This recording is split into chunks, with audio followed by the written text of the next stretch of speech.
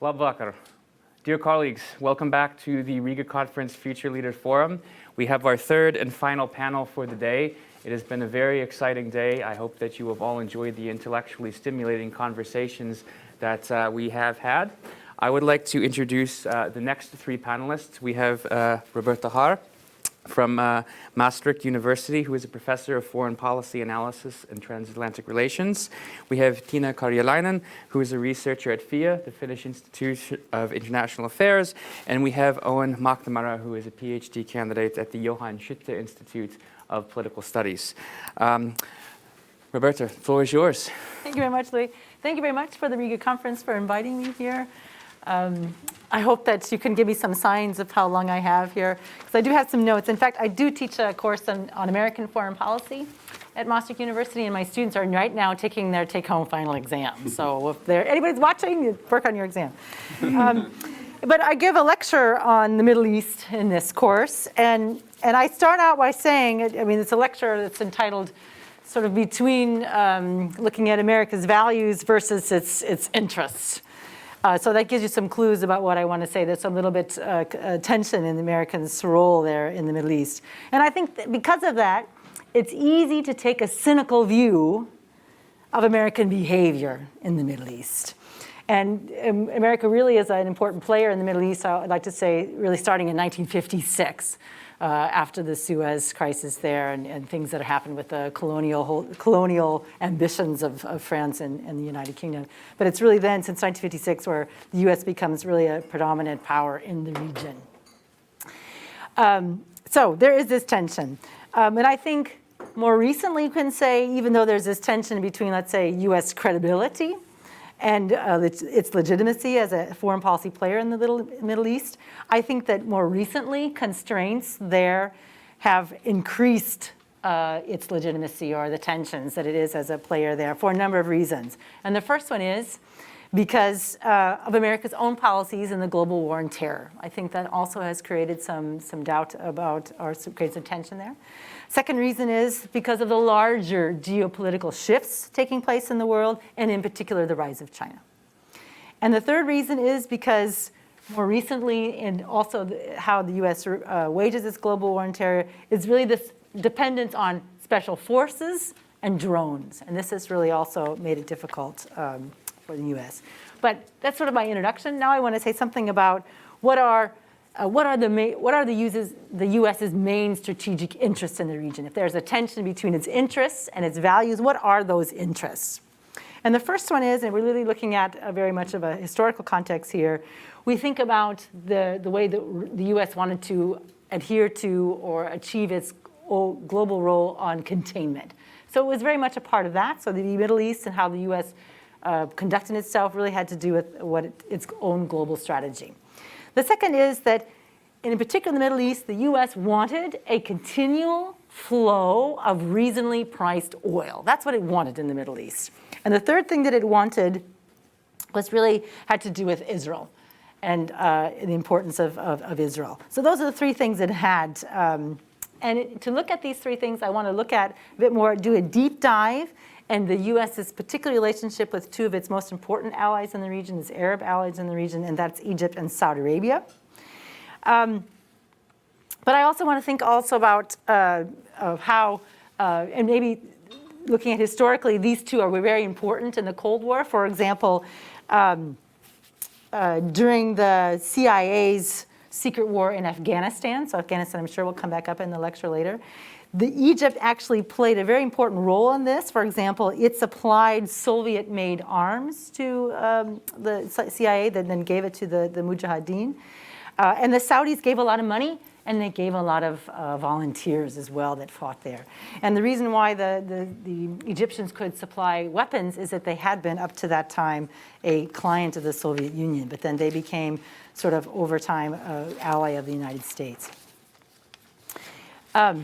9/11, of course, changed some of the U.S.'s strategic interests. They grew from obviously the containment was no longer relevant, but now we have counterterrorism being relevant.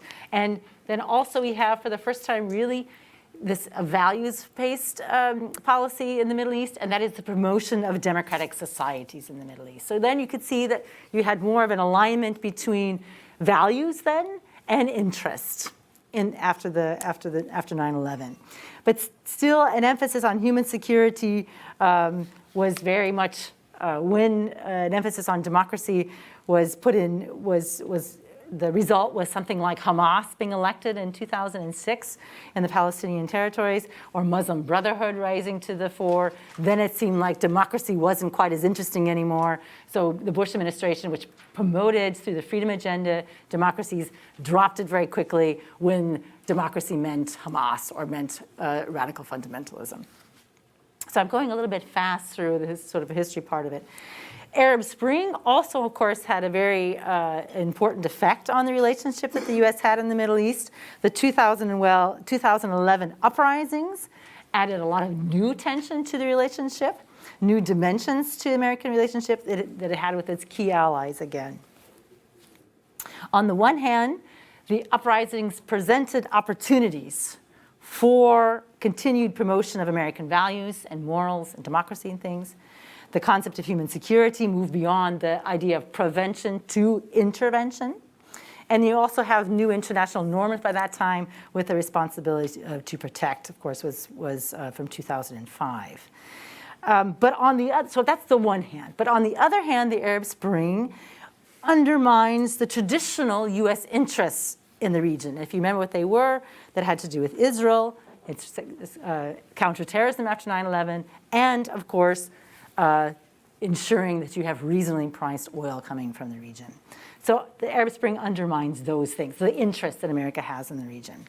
And certainly the gains made by the Muslim Brotherhood in several countries there indicated or pointed to the demands for more democracy really equaling a mechanism for the empowerment of fundamental Islam, which is, of course, not in U.S. interest.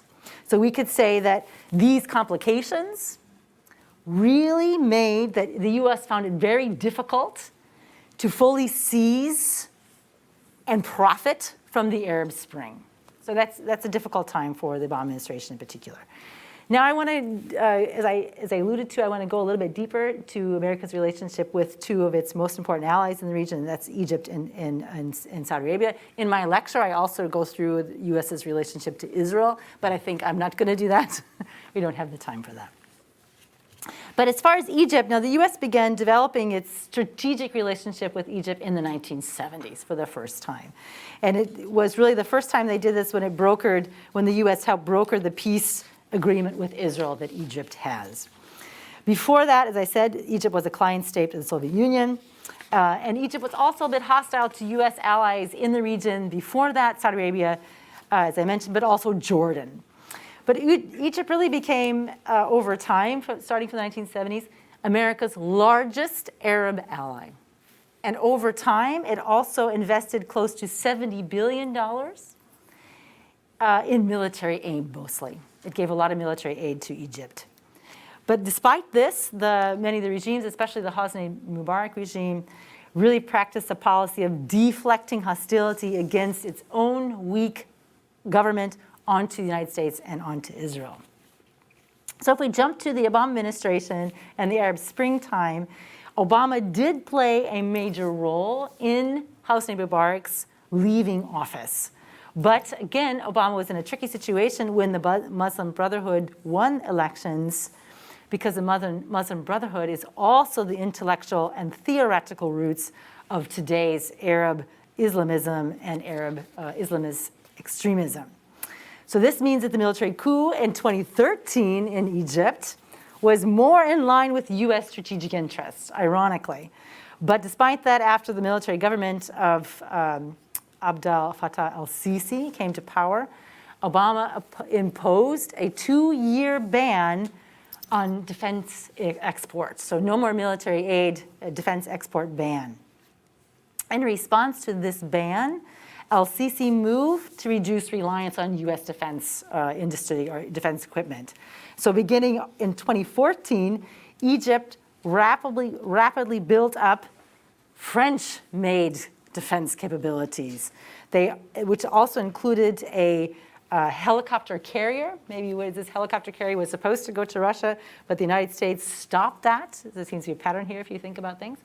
They stopped that sale to Russia after the annexation of Crimea. So France was going to sell a $1.1 billion deal of 2 Mistral helicopter carriers to Russia, but then they sold them to Egypt. Egypt bought them. And because now Russia had already made the helicopters to go on the carrier, they then sold the helicopters to Egypt as well.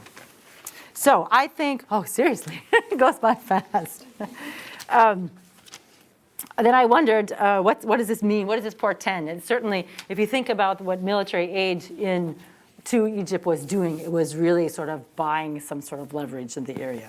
So, does the U.S. still need Egypt? Well, I'm not sure. It has a brutal dictator. It has internally lots of very brittle, the economy there. It has lots of people, lots of young people who are looking for work.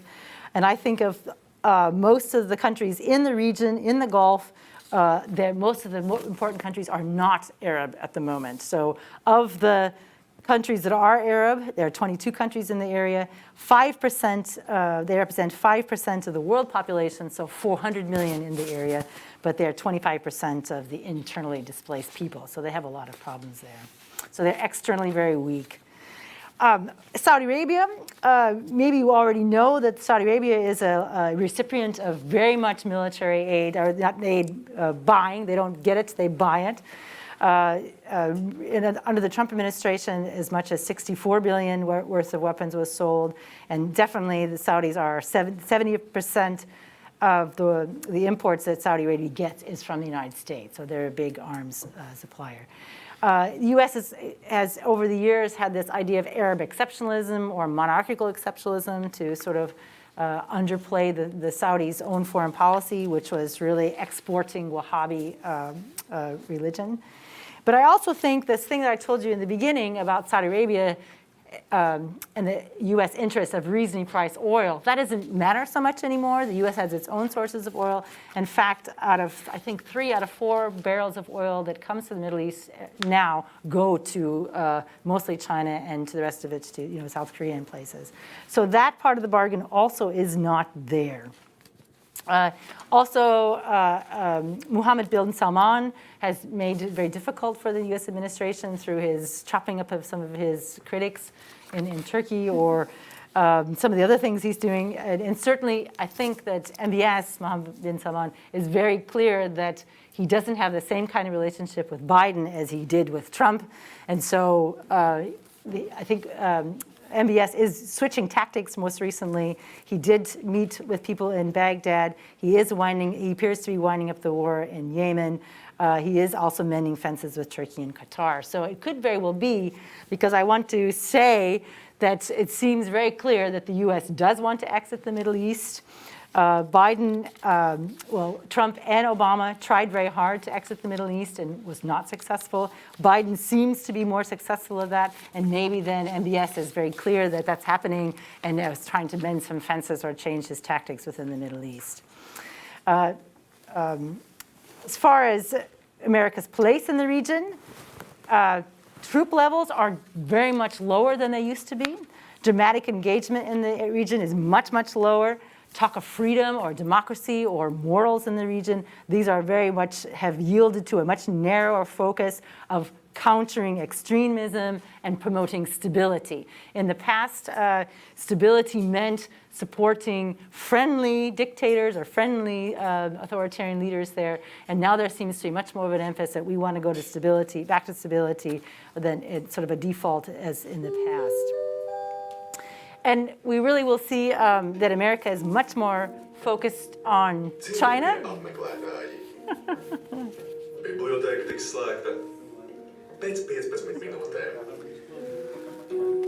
visitors, the library will be closing in 15 minutes. But they don't want to hear the end of my talk. I'll give you two. 2 extra minutes. So we see that we have an America that's focused on China, and America that's focused on China is very unlikely to embark on any new grand schemes, I think, in the Middle East. And I think you could say that the U.S. has viewed the mires that it had in the Middle East as a distraction from the real story of the 21st century, and that is the rise of China. Do I have a few words to say on Afghanistan? Because my talk was also about Afghanistan. And I'm not going to talk about the fiasco in Afghanistan because, well, okay, that happened. Instead, I think that the European Union, Turkey, China, Russia, and the US, they all have a common goal when it comes to Afghanistan. Whatever happens should stay within its borders. The last thing any of us want is a fresh exodus of refugees spreading militancy for humanitarian reasons. All these countries, I think, need to work together on what happens in the future of Afghanistan, and I think that's avoiding economic collapse. And I see that the last few days there's been really a movement towards that, and money, billions that have been projected to give to Afghanistan. I think the United States, if it had stayed, would have remained bogged down, making China and Iran and Russia privately happy to have Washington simultaneously mired in a hopeless conflict and taking care of their terrorism concerns there. I think it's already mentioned that Russia also and China have also terrorism concerns coming out of Afghanistan. Besides, the US leverage, I think, in the region is greatly diminished. The Taliban already has met with China and Iran and in Russia. So I think that the US's influence on the Taliban is probably very, very low at the moment. And I'll stop at that. And if you have any questions, I can certainly talk about other aspects. Thank you, Roberta. Next, we'll move to Tiina Karjalainen to talk about European security challenges. And the floor is yours. Thank you very much. Dear listeners here in beautiful Riga and online, thank you for the organizers for inviting me to this event and also to the fellow panelists for this opportunity. So I will focus on European security challenges, and I think I will mostly take the challenge to also answer to the questions that were in the description of this panel in terms of the European Union. And I think I'll start from the security climate in Europe and in the European Union in specific. And I must say that when I arrived in Riga and when I was in the taxi from the airport to the hotel, a senior colleague of mine who was also coming to speak in this Riga conference, she told me that do not focus too much on the political level, but also try to touch upon the implementation level, because there are too often a gap between and it's not addressed. So I'll do my best to touch upon that link as well.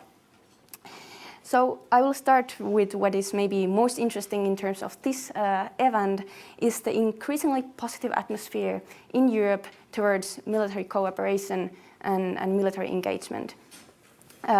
In terms of what we've been usually doing before, separately, we now want to also cooperate on. And I don't have to maybe give the examples that we all know, but I will still just repeat some of them. So we have recently heard the initiative of 14 EU member states on a rapid deployment force. We have heard Joseph Borrell suggesting, or it was maybe more of a political initiative of bringing up again the idea of EU military, and this was after Afghanistan events. Then we also have now activated the European Peace Facility, so it is not only an initiative, but also it is actually now functioning. So it's an off-budget tool to streamline the funding of EU military interventions, so CSDP operations, but also it enables the delivering of military equipment to third parties, which is a significant step for the European Union and something that has not been extremely much addressed in the media, for example. And now we have heard next year 2022, being announced as the year of European defense, and we are expecting a summit on European defense as well. And all these are just examples of the changing atmosphere that we all, I think, have sensed in our fields of a little bit also from different directions. And the background, of course, closely links to what Roberta just was talking about. So the changes in the US political orientation and certainly it links to the fears and concerns of decreasing of the US interest in the security of Europe, which is I know that it is a very much debated topic where there are also very many concrete examples and of that the interest is not decreasing, but definitely that a change of the U.S. foreign politics has to be understood as a starting point for this shift in the European political atmosphere. Then the overall change in the geopolitical competition, increasing geopolitical competition, and importantly from the point of view of the European Union, the fact that multilateralism is challenged increasingly, and the liberal world order that was, I think, mentioned by Luis already this morning, that the fact that it's corrupting and we are seeing it increasingly difficult to solve security issues in an intergovernmental forums in the sense of multilateralism, it has changed significantly the way that the European states now are responding or are anticipating how they can actually then respond to security risks and crises. And then, of course, also the fact that the UK exited the European Union has changed the setting. And only a year after the referendum, we saw the activation of the permanent structured cooperation in the Union, which is one also significant step in these terms.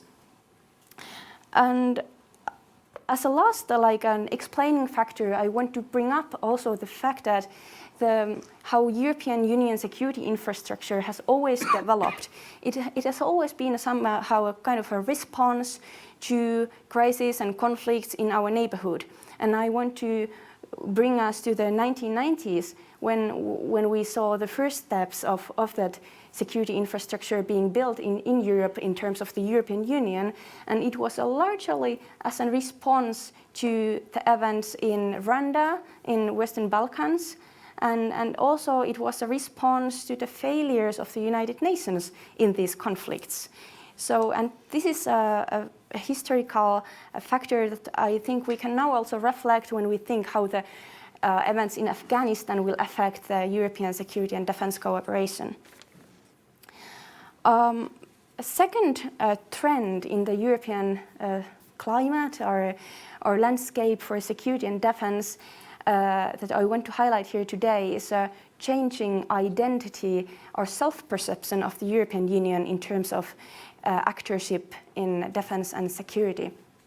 And here I want to start from the 2003 European Security Strategy, which centrally portrayed the European Union as a force for good in this world, and similarly did Javier Solana's 2005 speech. So, which represented kind of idealistic and normative ideas of the European Union as a global actor. And then the Ukraine crisis happened, and we saw the increasing migration pressure towards Europe in 2015, and suddenly the 2016 global strategy of the European Union reflected a totally different tone in terms of these underpinnings, and we saw much more pragmatic and realist attitude towards the security actorship of the Union. And this certainly links to my first point, which was about the increasingly positive atmosphere towards also using military tools and seeing the value of military tools also in terms of our security interests. And here I want to now do what I promised and also connect to the operational level. In my recent research, I have looked into the objectives of CSDP, so Common Security and Defense Policy, operations and missions in particular.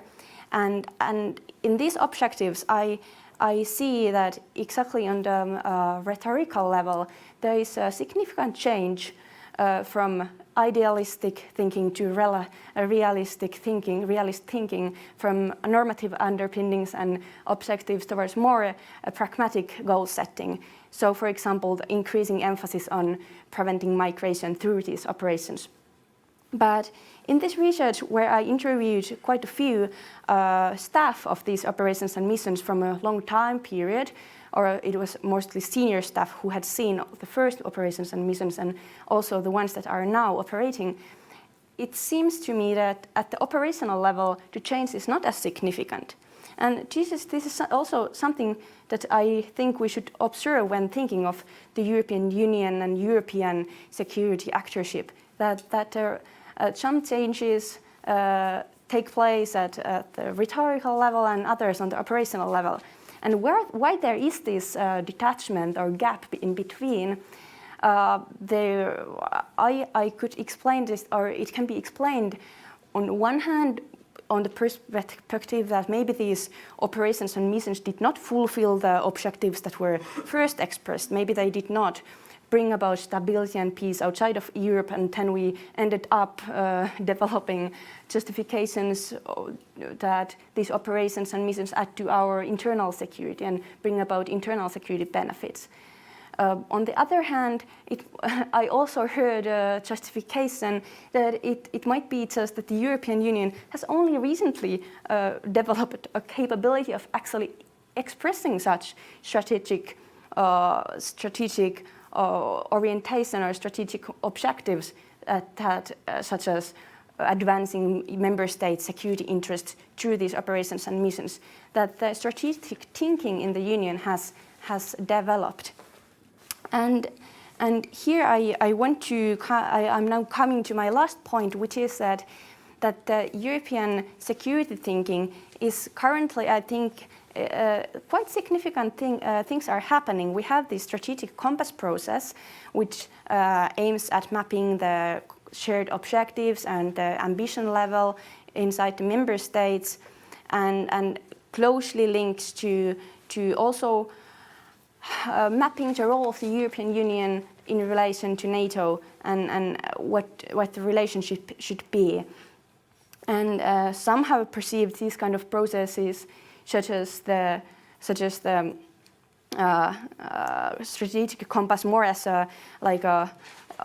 only shaking the member states to think about strategy, but also it is how the strategy is created, and I see as a central part of the strategic creation process that these processes always kind of recap the failures that we have done and the experiences that we have gathered in the past few years. And now in the next few years, we will certainly reflect mostly or not mostly, but also centrally, the experiences from Afghanistan, where the European Union was, of course, not a central actor, but now the European Union also has to take these lessons into account. As I said, in the 1990s, the development of the European Union as a security actor was also based on the lessons learned from the United Nations interventions. Now the European Union is also reflecting the experiences of the international community from Afghanistan, such as that over-reliance on military means will not cause or will not bring about durable results. And this is also important to keep in mind when we at the same time see an increasing or increasing political will to also cooperate on this field. And another lesson from Afghanistan that I want to, this is my last point, is that we also learned that while we are increasingly expressing our internal motivations for these interventions, we also at the same time need to base all of our external action, CSDP interventions or any peacekeeping operations or interventions that intervene into a conflict area, they always need to be based on the host state needs and ownership of the processes that aim to stabilize these areas. I think this is what I mostly wanted to say today, so I'll pass over. Okay, thank you, Tina. That was exceptional. So now I will hand the floor over to Owen McNamara, who will discuss burden sharing, why it matters. Why it matters, indeed. So I have some slides. I hope you can all see them, both at home and abroad, home and away. So burden sharing, why does it matter? Well, in a nutshell, NATO burden sharing matters because it's what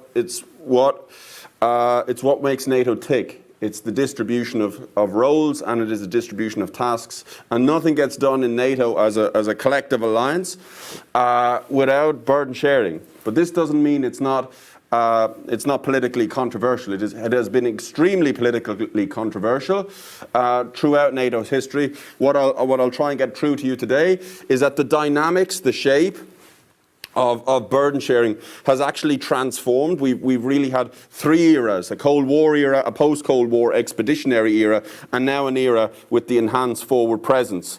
And the different burden sharing logic serves all three of these eras. It has evolved. So just some definitions from the academic literature. The best definition, the shortest and most succinct definition that I've come across is from Peter Forster and Stephen Simbala, who define burden sharing as the definition of costs and risks among members of a group in the process of accomplishing a common goal. Burden sharing, the nickname for NATO's Article 3, is often the burden sharing article. What does it say? In order to more effectively achieve the objectives of this treaty, that's the North Atlantic Treaty, signed in 1949 in Washington, the parties, separately and jointly by means of continuous and effective self-help and mutual aid, will maintain and develop their individual and collective capacity to resist armed attack.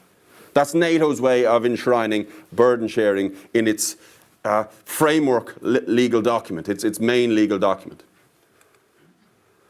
So who are these men? Who are these men? They're probably unfamiliar to you all, maybe, and maybe some economists here.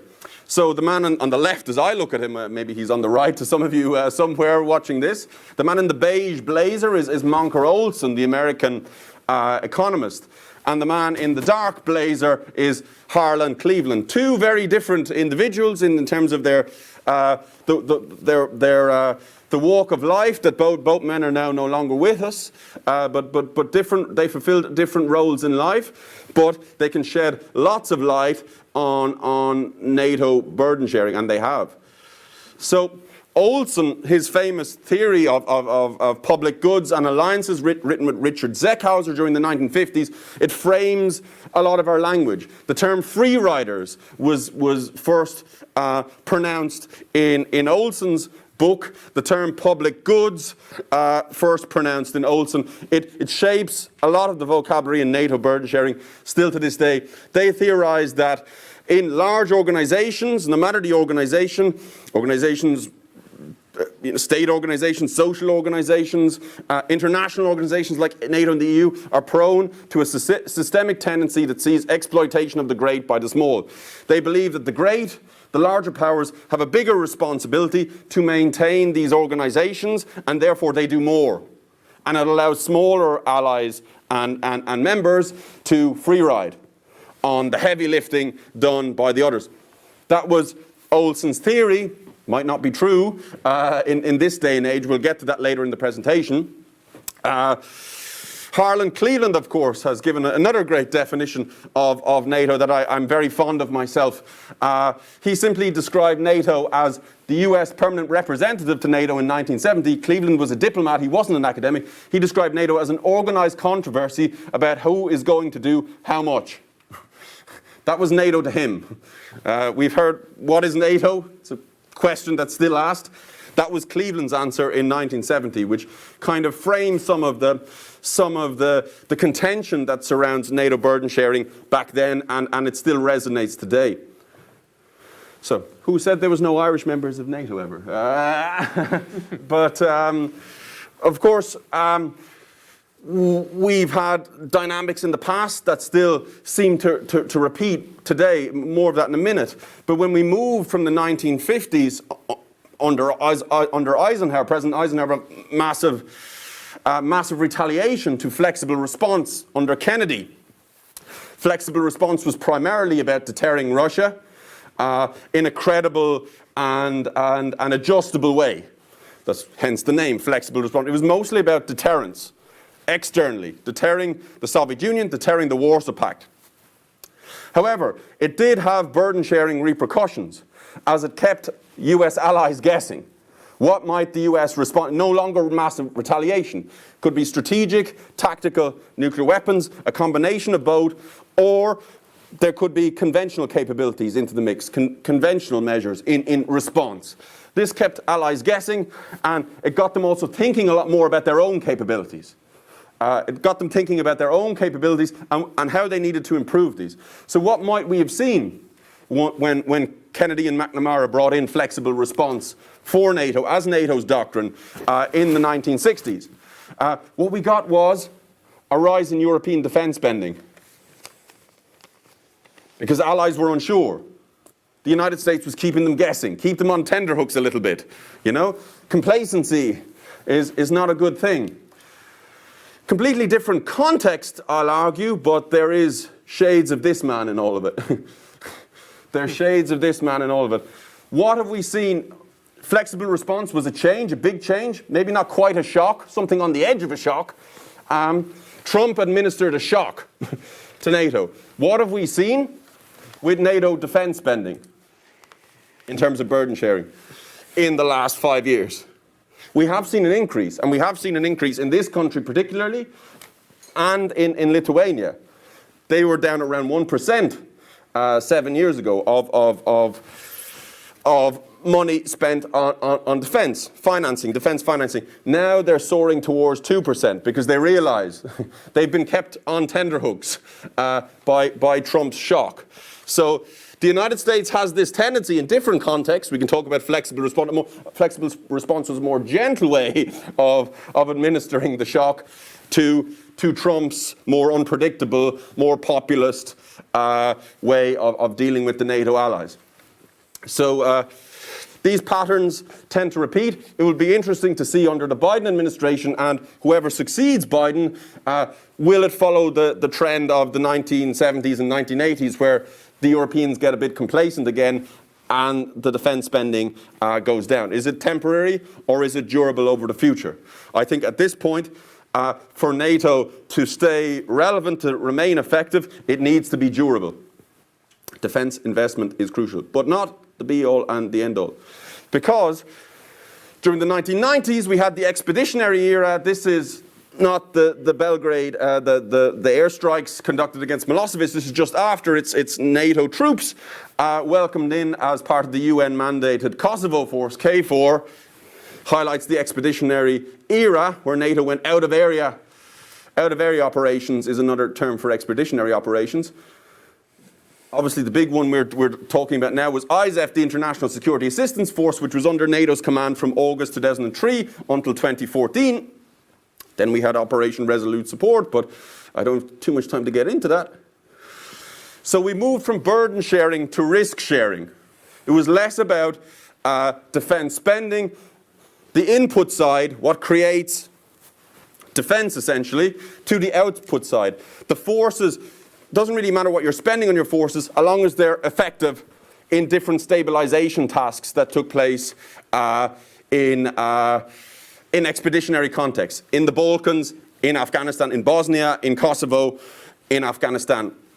Emphasis of expeditionary operations, we heard a lot during this time from, say, 1990 until the Crimean crisis in 2014, emphasis on global NATO, so responding to risks aggravated by globalization, as Lee Kyu-heng has decided.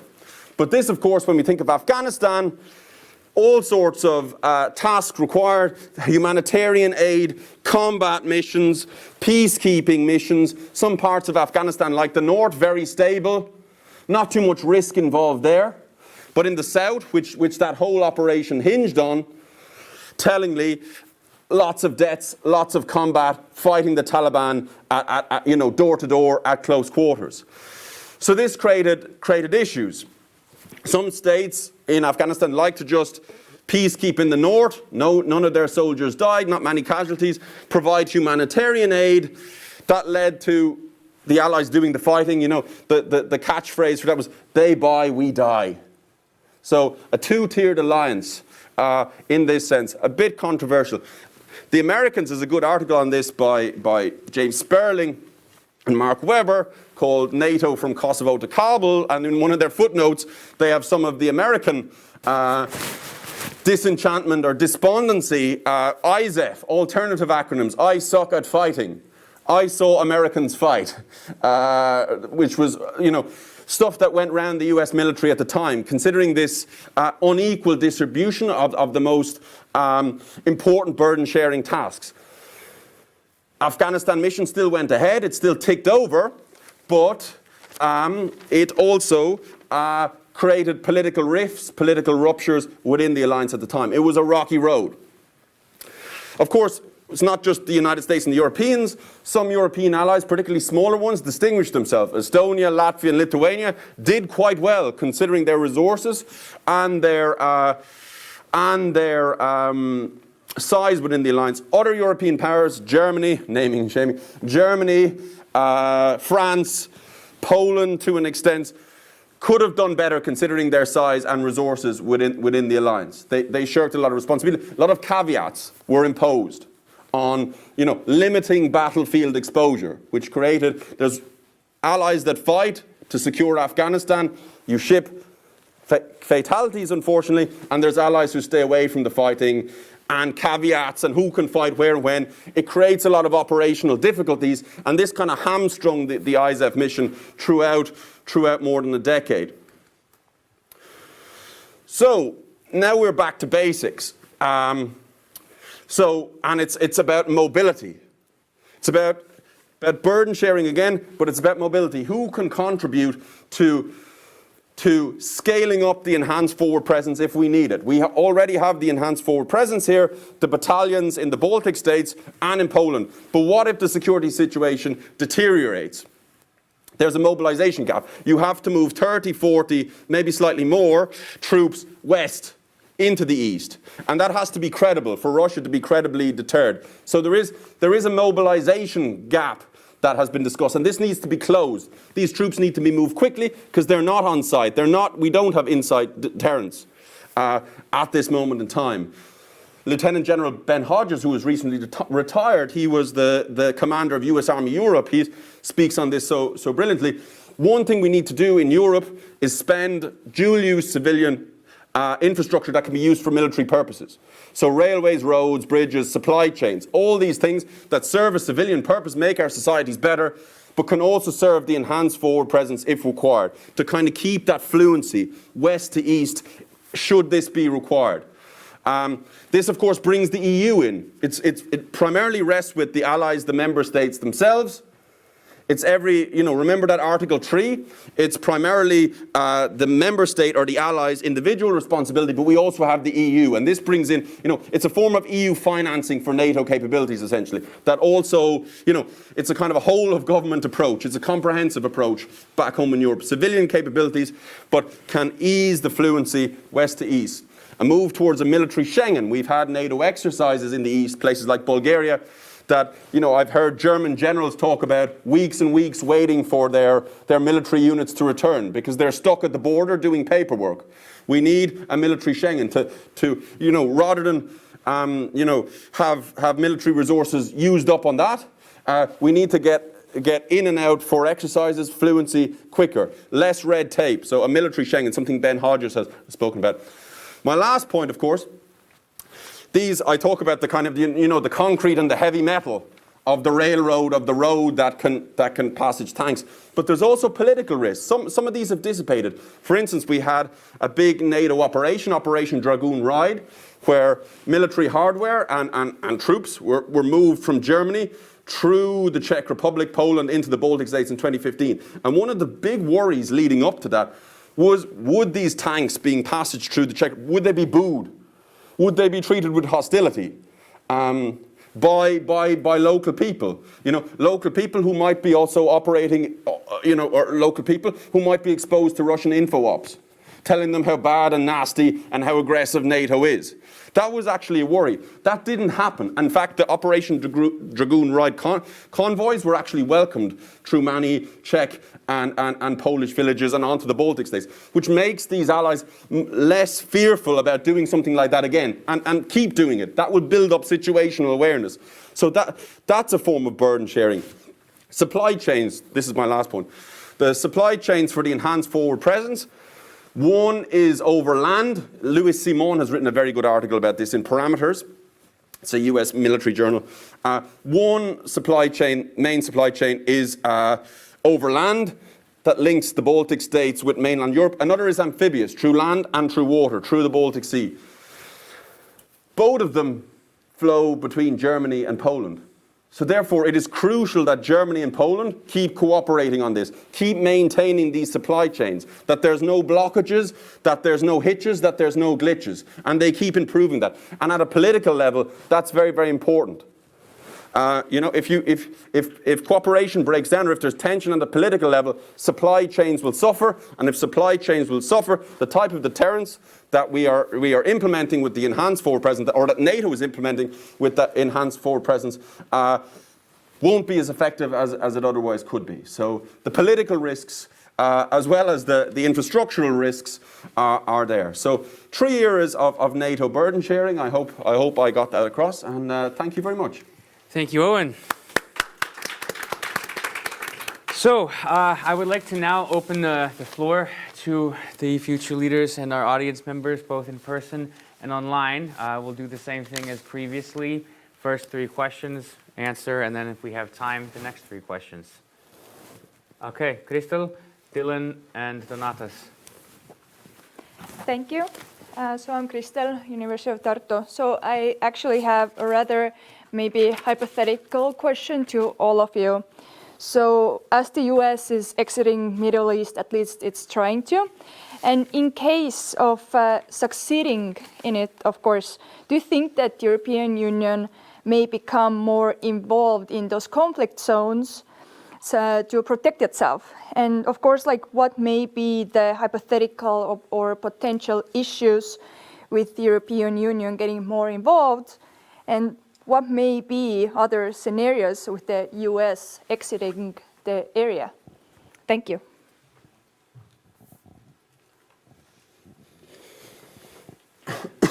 Hi, yeah, I have 2 questions, one for Owen and one for Roberta. For Owen, I wanted a little bit of your take in answering Cleveland's question in 1970. Who is going to do how much, but also who is going to do how much why, who is going to do how much where, and what are they going to do? In your own personal view, how should this burden sharing work out with the current state of affairs? My question instead to Roberto was, I was wondering if you could provide your take a little bit more on the political sustainability of U.S. foreign policy and how that influences changes rather than external factors.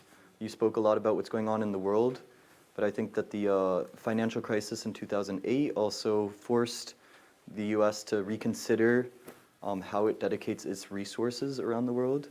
The Tea Party was born, which I view as, you know, the beginnings of Trumpism. And I was just wondering if you could say a few words about that. And to Donatas.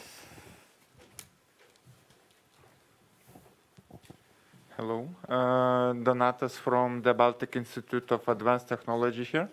So I wanted to ask from Ion, first Ion, maybe then Tina.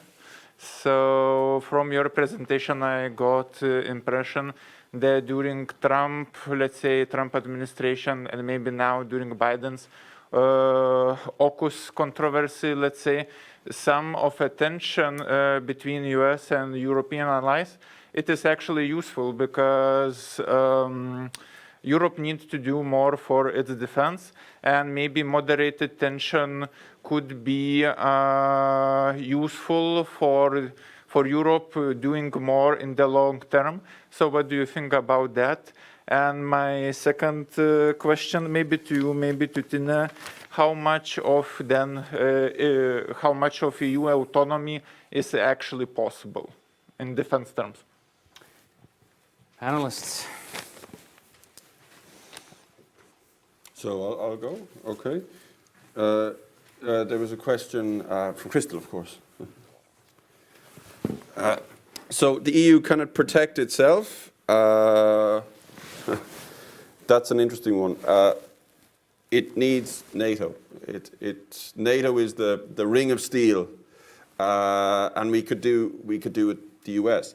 There's a lot of capabilities that the US supplies that a lot of European states can't offer, such as air-to-air refueling, for instance. We can question the logic of the Operation United Protector in Libya in 2011, but that operation couldn't have been maintained had Barack Obama not led from the behind and provided air-to-air refueling. Moreover, I would say, picking up on something that Mr. Eric Pavel said in a previous panel, NATO is an intergovernmental organization, and a lot of allies are also EU member states. There's a huge overlap between the two organizations, of course. They tend to prefer NATO. They're more familiar with NATO's institutional structures. Politicians understand, and security planners and military planners understand these structures much better. They've been in effect for a lot longer. So, obviously under Berlin Plus, the EU can use NATO's command and control structures. But when it comes to the most important security operations facing Europe, most European allies will prefer the NATO decision-making context. The EU, too untried and too untested, too complicated. So I'm not a believer in strategic autonomy in terms of Europe's territorial defence. I think Europe, when we talk about strategic autonomy, the French vision for a more expeditionary, so that stabilisation operations in the Middle East, lower intensity in Africa, that division of labour, which has long been there, people like Richard Whitman have written about this. I think that division of labour endures between the two. So that's what I think on that. Maybe I'll pick up on that. I think that in some ways, because your question also was, will the EU become more involved in conflict zones in the Middle East? And I think yes and no. I mean, it already is involved very much with the JCPOA, tried to also keep that going with even Trump withdrawing. It also is trying to resolve things, a little bit negotiations in Yemen. And I do also think that France is very much involved. And maybe peripherally, it's definitely involved in Mali, for example. Also, France has a base in Djibouti. So there are, let's say, desires to do something. Whether or not they do very much, I think that's probably their hopes might be bigger than what actually comes about with that. But certainly they have, as I said before, the migrant problem is a real one. And so they do have vested interests working with Turkey or working with others or working to make sure that the migrant issue is dealt with. I want to go on to the next question about sustainability and that you have asked. I've written a piece on Biden's multilateralism, and I talked it in an oppositional one.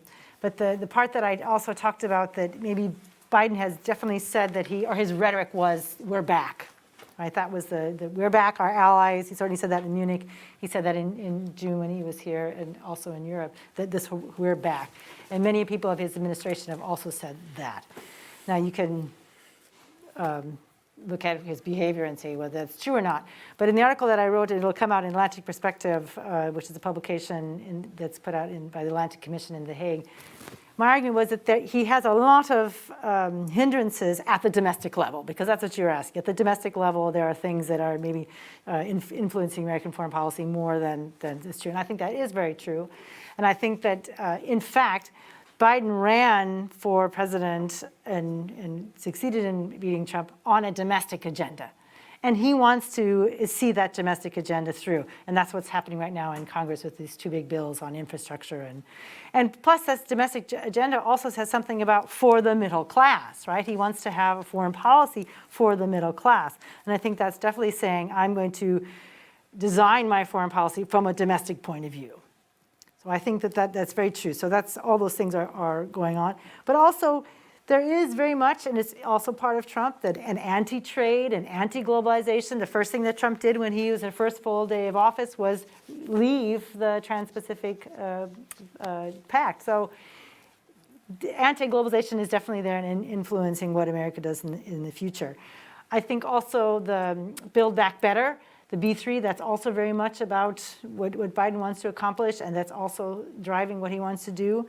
And then I will say, in general, the Democrats, the other two primary candidates, Elizabeth Warren, Senator Warren, and Senator Bernie Sanders, they both disagreed with Biden. They both really talked about restraint in U.S. foreign policy. They were more Trumpy in how they saw U.S.'s role in the world than Biden was. So I think the overall standing of the Democratic Party also influences what American foreign policy should go.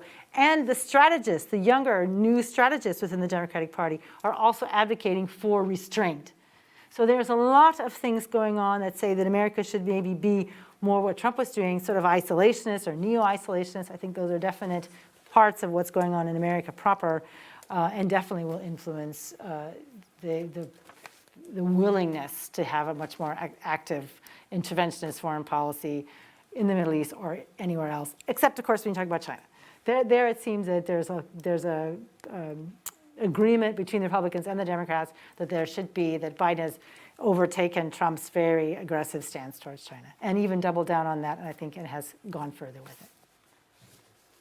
Okay, I can take it from here. So thank you for the questions. So the first one was when or if the United States withdraws from the Middle East, whether the European Union will then come and do something on behalf, and my short answer is no. Why is that? It's because of lack of capability, of course. The European Union, as the union, the capability to do interventions abroad is extremely restrained by the fact that CSDP is fundamentally and to the heart intergovernmental, and any decision has to be made unanimously, and to have anything agreed on is an extremely sensitive process.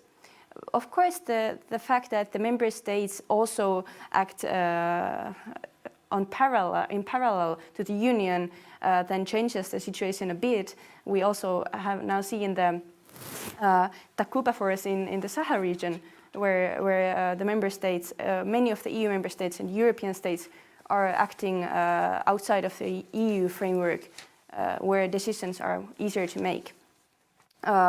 And I think this is also a starting point to answer to the other question, which was more about the strategic autonomy of the European Union. And here also I see that the central problem of the decision making in the CSDP framework is a key challenge that should be overcome in order to actually talk about strategic autonomy of the European Union. But here, of course, again, I would approach the problem from the perspective of differentiated cooperation, so cooperation of some member states and cooperation outside of the union framework. And I want to end this by saying that the NATO, of course, remains in the core of the European security infrastructure. And then when we are talking about European strategic autonomy, we have to address this question in the NATO framework as well. And maybe I will not have time to go deeper into that. But I'll just briefly, very briefly, because I'm aware we're under time pressure. On the America is back question,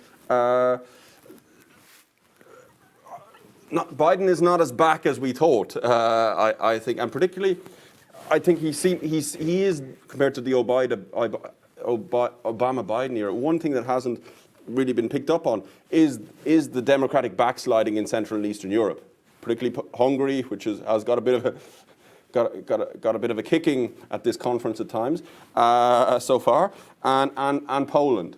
Biden's very much a kind of a Democrat. He's a liberal democracy man. He's talking about having a democracy summit. And the whole message coming from this region is not the message of enlargement. The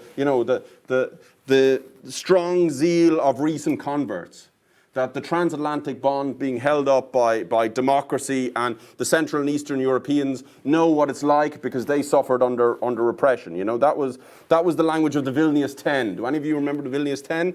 The 10 Central and Eastern European states that said they were with President George W. Bush, or Bush's Vilnius speech, It was made in 2002 after the NATO Prague summit, just after, a couple of days after. So what now makes NATO hang together? It mightn't be liberal democracy or the liberal bond anymore. More the realist logic of Article 5, that we're all in this together. The United States, NATO's too big to fail, so everyone has to cooperate together. Is that logic more durable than the logic of liberal democracy? Realist logic or liberal logic? And I think this kind of more realist way of cooperating with NATO, it disappoints the Biden administration, considering Biden's political career and his focus on the region over many decades, going back to when he was senator. Is tension useful?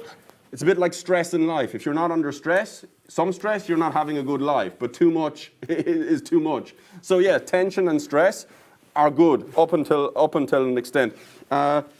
Who is going to do what and where and when? The Europeans collectively do need to do more. Under Obama, NATO, or 70% of NATO's costs were shouldered by the US. We can debate whether it's really 70% because the United States has other commitments that NATO's not involved in. But the Europeans need to do more. France, Germany, and Britain, to some extent, need to stand up and show more leadership, particularly on the eastern and southern flanks.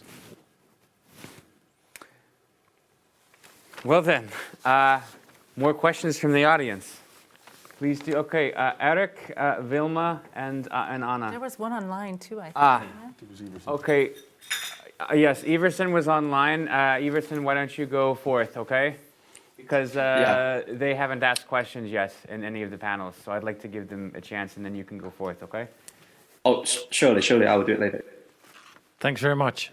Just a very quick few comments on Tina, what she said about Afghanistan and the EU.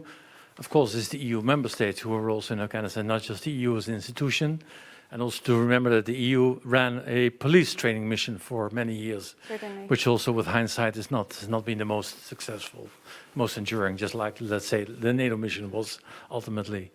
On strategic autonomy and the EU, my boss, the Secretary General, always likes to remind European audiences about that 80% of the NATO defense spending comes from non-EU allies.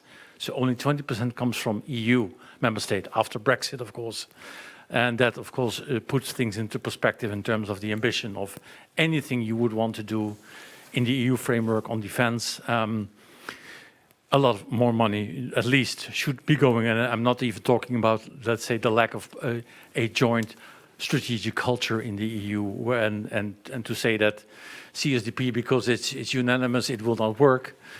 Well, if you introduce majority voting, which I don't think many nations in the EU are a big fan of, because your national parliament would want to have a say if your troops have to be, involved. That still is a very thing that nations still guard jealously their national sovereignty in matters of life and death, which I think is a very logical stance to take. And the final one on burden sharing. We use the term also on the burden sharing of the 3 Cs, not just the C of the cash, which you mostly talked about, and where, of course, Trump, with his very unorthodox way, indeed has had an impact in getting more Europeans spending on defense, which was a good thing. Maybe he did it in an unusual way. But we also look at capabilities, whether nations are ready to invest in the capabilities that they get through the very deliberate defense planning process. They get annual or biannual target capabilities, and sometimes it depends whether the nation is really doing what they promised to do. And the third is their commitments. In how far are NATO allies ready to contribute to NATO missions and operations, which we know some countries who spend on 2% on defense, but they don't spend it on NATO. They spend it for national purposes. So it's a bit more mixed now because of the political discussion. Not just cash, but also other things play a big role. Thanks. We have Vilma asking second. Vilma, master's degree student from INALCO in Paris.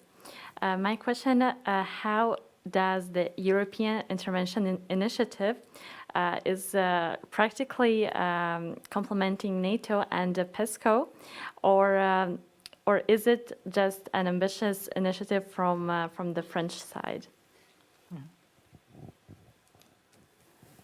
Anna will be our third.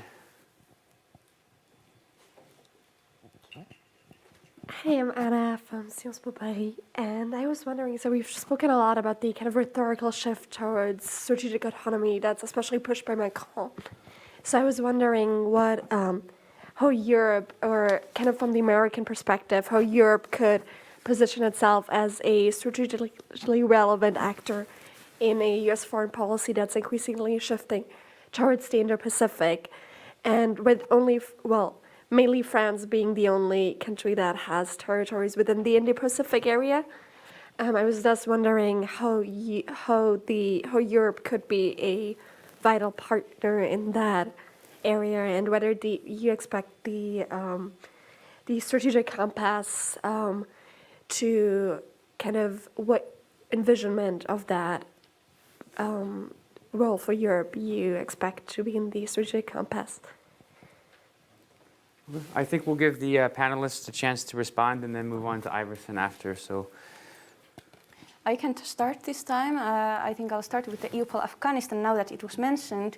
I also worked for a EU civilian mission myself in Ukraine, and I must say that many of the problems of these missions were culminated in this EUPOL Afghanistan mission that was run down not because of objectives being met, but because of the lack of political will of the member states to continue that mission.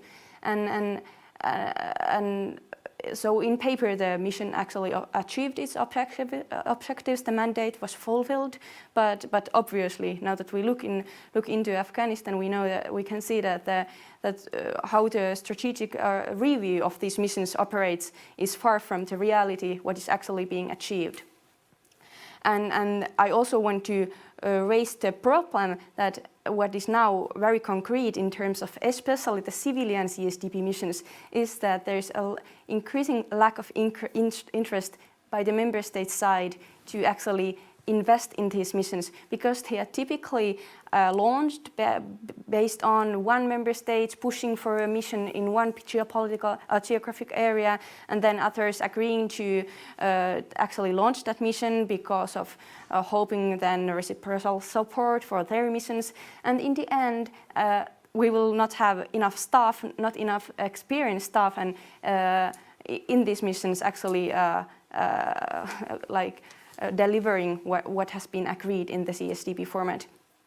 And then I think maybe I'll take the question on the EU and the Indo-Pacific area. Just quickly, I want to mention the European Union strategy on connectivity with that area, which I think is an interesting also area to bring up here, because when we are talking about stabilization and defense cooperation, we are talking about crisis management, we quite often tend to discuss these areas of cooperation and foreign policy. It's about foreign policy in the end, separately from areas of economic cooperation then. And here I think what the European Union is where the European Union can play a positive role in the Indo-Pacific area is exactly in investing in infrastructure based on its values, which is sustainable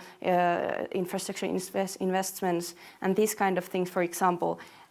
So I think this is policy area that also should be brought up when we are discussing security, for example. Okay. Well, I like your question that you've answered. In fact, that's a question I'm asking myself right now. And at the end of this article that I talked about, also sort of poses questions of how can the EU position itself as being relevant? And also thinking about, well, firstly, I think what Biden did and what Australia did, maybe how they treated France was it was really stupid. Because indeed, as you pointed out, France is one of the few EU member states or members of Europe that have people there, that have assets there, that have bases there, that have a willingness to do something there. So to antagonize or anger them seems to be ridiculously, didn't really work towards overall having a positive combined front to China or the Indo-Pacific. So that didn't really make any sense to me. So the fact that now Biden was able to talk to Macron after 7 days, Macron wouldn't talk to him for 7 days, it's probably a good thing. And then maybe he can, indeed he said that, yes, I realize that PESCO and the things that you've just been talking about, they are complementary to NATO, and I don't see them as competitive anymore. So there seems to be a little bit of negotiation or an easing of ideas that had been there in the past. So, so that's maybe a good thing. But as far as how the EU can be, because it's clear, and it also is clear because a lot of the other member states of Europe didn't say too much to support France. Maybe at the EU level there was something, but the rest of them were kind of silent on. They didn't say, oh yeah, France was right, it was a stab in the back. So I think that also points to that maybe they want to get beyond that, and they want to have a role to play in the Indo-Pacific. Now, how do they do that? Well, I love the fact that Eric brought out that it's an 80% non-EU support of financing of NATO. I mean, 75, but 80%, I mean, that tells it all, right? If 80% comes from non-EU members when it's primarily a defense organization to defend Europe, that really says something about the proclivities or the abilities of Europe to be meaningful in another region of the world in a military way, right? If they can't even contribute to their own defense in Europe, are they going to contribute in a meaningful way militarily in Indo-Pacific? I don't think so. So then maybe they should really focus on the leverage they do have. And that's their market, that's their ability to trade, this is where they have. And of course, in the area of technology, which is, no one's really talked very much about that here, but the technology, that's going to be the security and the things that of tomorrow, from a variety of things, whether it's techno-nationalism and hoarding of chips, or whether it has to do with dual use capacities of technology or data or any of those things. And there, Europe has leverage, right? They have leverage for a variety of reasons.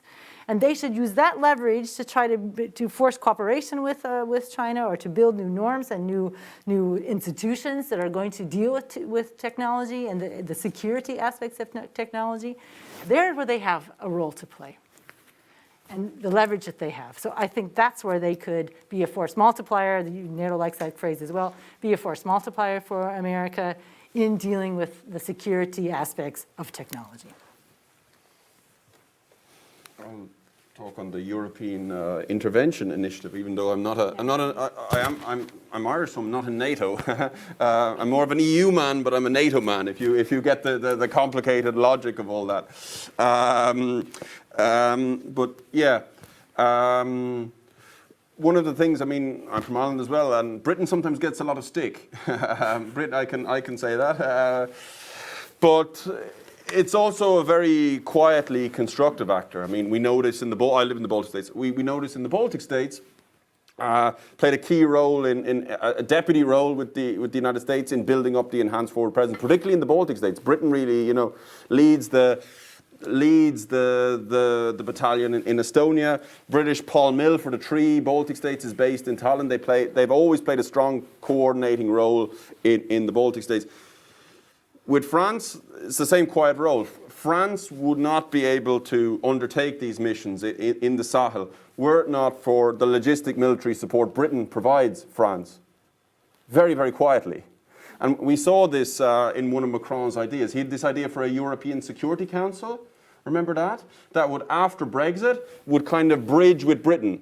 That was this is a kind of an idea to kind of institutionalize or reinstitutionalize that cooperation just in security and defense. Why was he so interested in doing that? Because British support allows France to project power more independently than it otherwise would be. This initiative needs to be developed. It's very underdeveloped, and things are not going well in Mali, as well as other missions in the Sahel. I mean, if you've been reading recent reports of Wagner mercenaries there, it's a Russian, an angle of Russian power projection, have got in on the act. We're having a lot of military interference in politics. There's a lot of instability. So this needs to be developed conceptually. And probably investment, because there's a long way to go. And is Emmanuel Macron the man to do that? Because things are a bit politically volatile with all this in Europe as it is. particularly with the UK situation. Okay, thank you for the very detailed answers. We have Iverson who wants to ask a question, and maybe we can take two more if there are two more from the audience, either in person or online.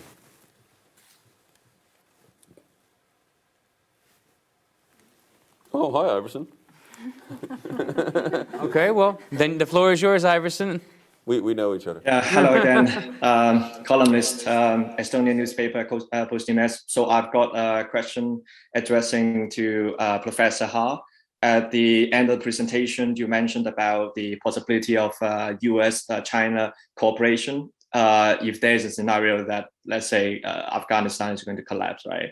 So I would like to ask, like, with the obstacles of several incidents, including the US sanctions against Hong Kong regarding the violation of autonomy in terms of the national security law, then the Chinese embassy, the Chinese Foreign Ministry, they responded with a list of 101 breaches or 103 breaches of the US, so-called US interference in Hong Kong domestic affairs. Then there was this collective international sanction against China regarding the genocide in Xinjiang, and China within 24 hours sanctioned back, using this counter sanction against the US, Canadian, British, as well as the EU government officials. Then recently we've got this Taiwan tension that we have a 40-year record high Chinese warplanes flying to the Taiwanese defense zone. And eventually we realized that actually we've got US special forces training the Taiwanese troops for the past year. And last but not least, getting back to Afghanistan, then we also have the Chinese Foreign Ministry recognizing the Taliban military group before the crisis, which the meeting took place on the 28th of July this summer.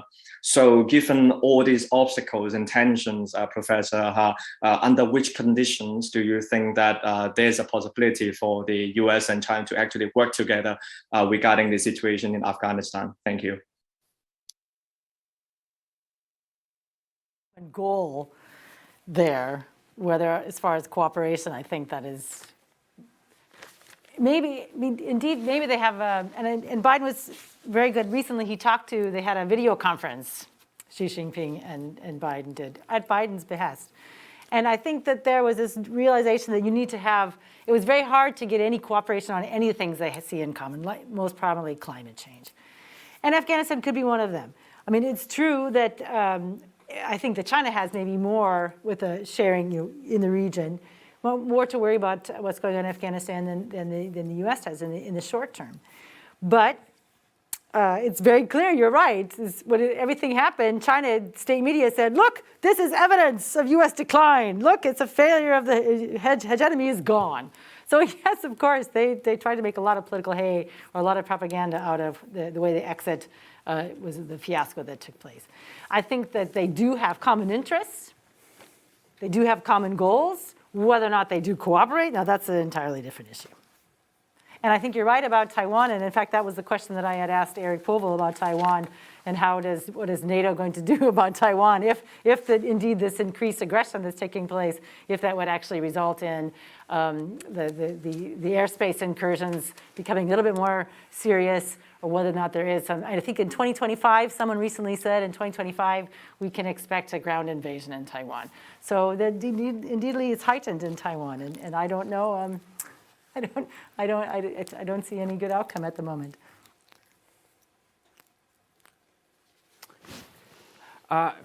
Okay, the floor is open to other questions. We have 11 minutes. Any burning questions? We answered all your questions. Wow. Success. Well, maybe we could ask the group. Yeah, what do they think there's going to be? No, I think there is one. You have a question? Oh, okay. Behind us? Yes. Hi. My name is Rebecca. I'm from Leiden University doing my master's.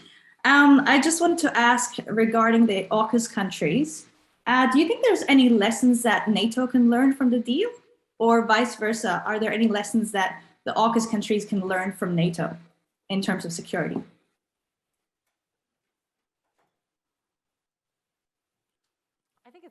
to tell, right? AUKUS is pretty. I mean, it's very clear. It's a new type of security and defense response to what's going on in what China's doing, especially in relation to Australia. Obviously, Australia feels very unhappy with what's the recent moves that China has taken against its trading relationship, against some of the officials there in Australia. So it's very clear that Australia feels threatened by China. So therefore, it's also seeking out to make a relationship with the United States, which seemed much more attractive. I don't think it had that much to do with submarines, because as I understand it, the nuclear technology could also have been, the same nuclear submarine technology could also have been acquired from France. So I don't think it had anything to do with the type of it had more with the symbolic meaning of now the U.S. is sharing some technology that it only had shared in the past, I think with Britain, I think in the 70s or something, I don't remember the date, but it's very clear that the symbolism of what has taken place was meant to communicate, resolve in response to what China is doing in the South China Sea, not only with Australia, but with other countries there, with Vietnam, with Philippines, catching and holding ships that are fishing boats. So lots of different aggressive behavior on the part of China in the region. But I don't know about learning. I think it might be too early to tell for that.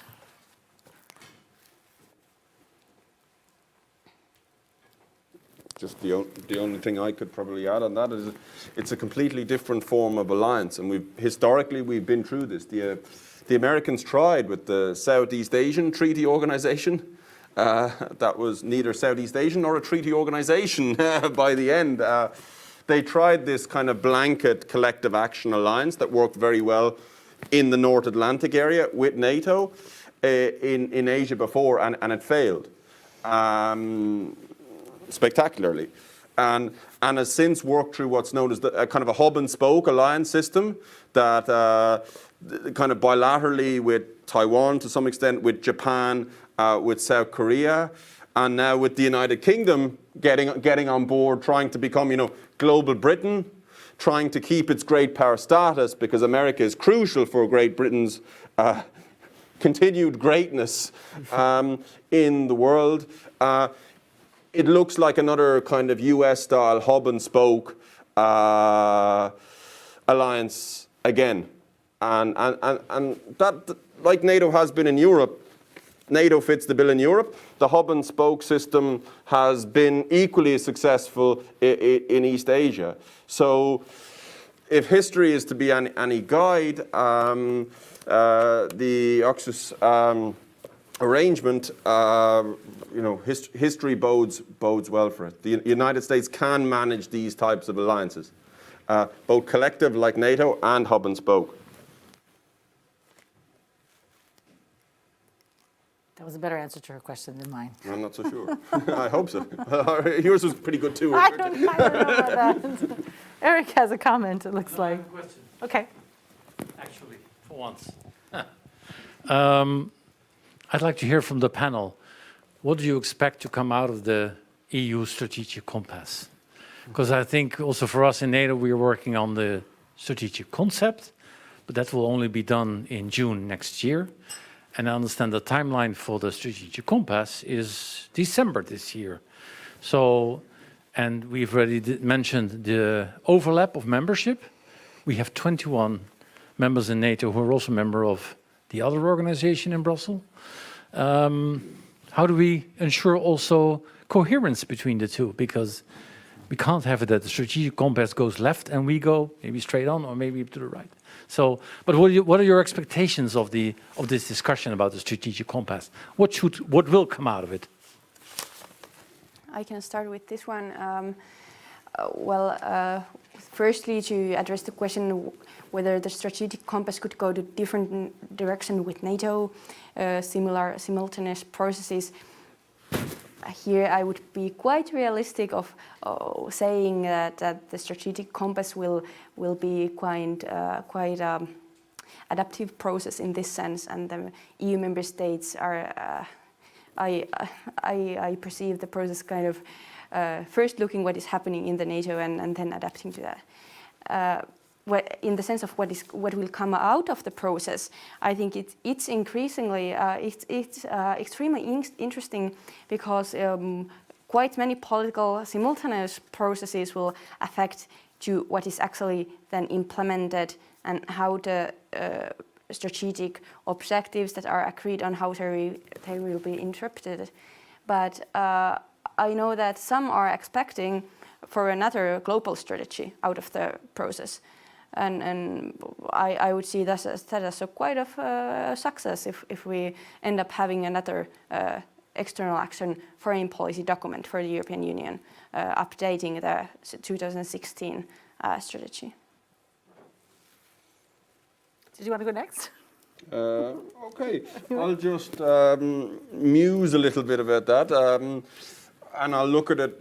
So I live in the region, rather enjoy it, in Central and Eastern Europe. I think from a Central and Eastern European perspective that they'll be hoping that, the strategic compass, provides, the political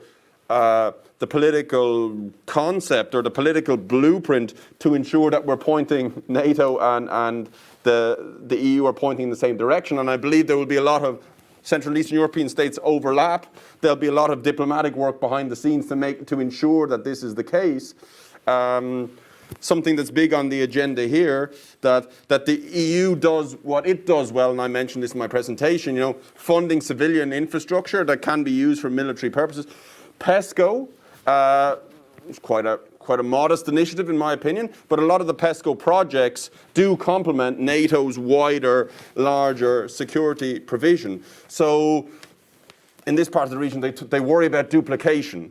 So that the strategic compass provides a kind of a political blueprint so that the EU can do what it does well and NATO can do what it does well in terms of its broader security provision, and that both can kind of complement each other. And I believe that that will be a big thing on the Central and Eastern European agenda if something, the Visegrad states, the Baltic states, if such an agenda exists or comes to exist. Yeah, I'm not sure how to answer this, but I think it depends on what each institution wants to be, right? Does the EU know? Does the EU know? And because I'm just wondering, my question about NATO and Taiwan is a serious one. And the reason I sort of asked you that was, I was at the NATO Defense College in Rome about 3 weeks ago, and I was having lunch with the general there and the other speakers. And then we were talking about Taiwan. And the general, who was a French general, which I found kind of ironic, he said, well, NATO has no business in Taiwan.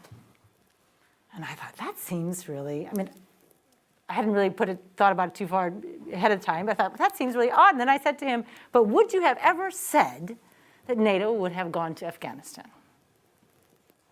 And he didn't really want to answer that, because I thought, NATO can be whatever the member states, you said yourself, it's a member state organization, the member states make the decisions, the member states can decide what it wants to do. Does it want to be an out-of-area institution that goes to Afghanistan?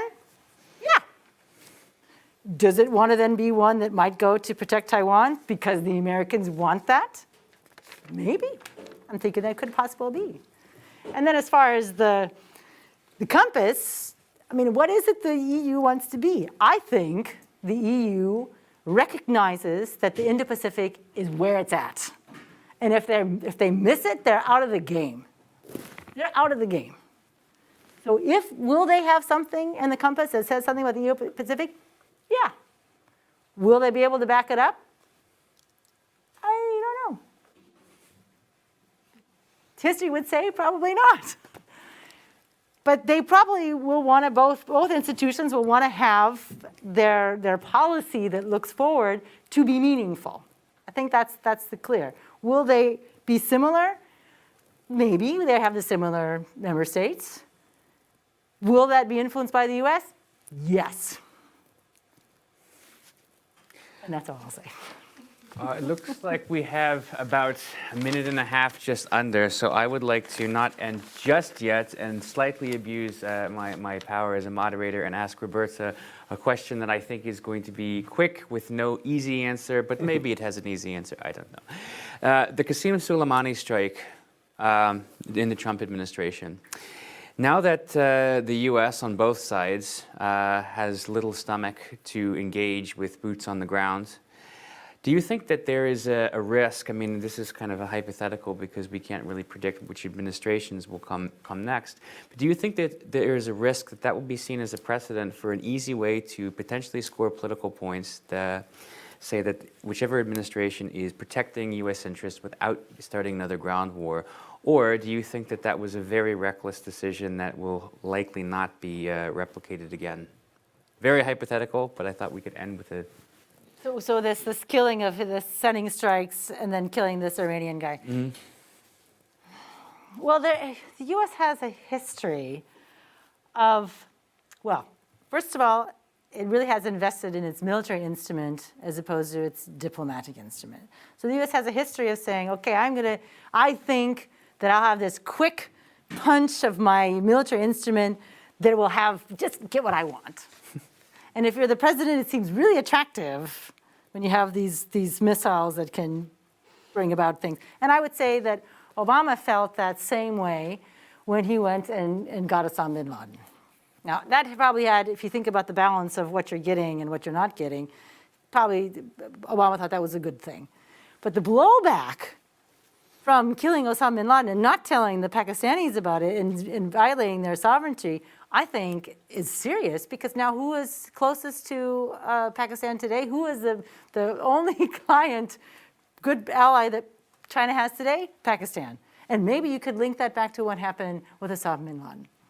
So maybe I'm saying a roundabout way, it seems very attractive to use your military instrument in a sharp, fast way, but maybe not thinking through the consequences of what that brings about and the blowback that will create.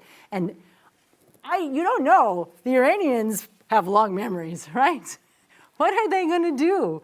It's going to be the time of their choosing to have some sort of retaliation, and we don't know. Will we say on balance, is it worth it? I think Obama would probably wonder today if he would have done to Osama bin Laden, knowing what Pakistan, a nuclear power, is doing now and how its client state of what its role in the region, would he have done that? So I don't know. I think the one time that there was the opposite, when a president should have used a military instrument in a sharp way, was Obama against Assad on the killing of chemical weapons in Syria. I think then that was called for, because there could have been a whole lot of carnage and killing that could have been avoided had that been used at that time, because America's credibility was really on the line. And maybe that's also why Trump thought he had to kill Soleimani, but I think it was a much lower threshold. Could I just briefly have 2 sentences to that, just because it intrigued me? Yeah, just briefly, in my view, those ambivalent to Western interests like Pakistan and other Western adversaries like Iran, they're very good at actually playing the long game, whereas in the West, we're impatient and we're short-termism. Especially America. And we don't. Especially America. And we do not think about the consequences, particularly, I suspect Donald Trump, the long-term consequences of actions taken today. And that certainly plays into the hands of those that seek to challenge Western power, in my opinion. This mismatch in strategic mentalities. Okay, well, unfortunately, we have to wrap up, but that was an outstanding discussion. Thank you for the questions. Thank you for your answers. And let's give a round of applause to speakers. And we have some gifts for you.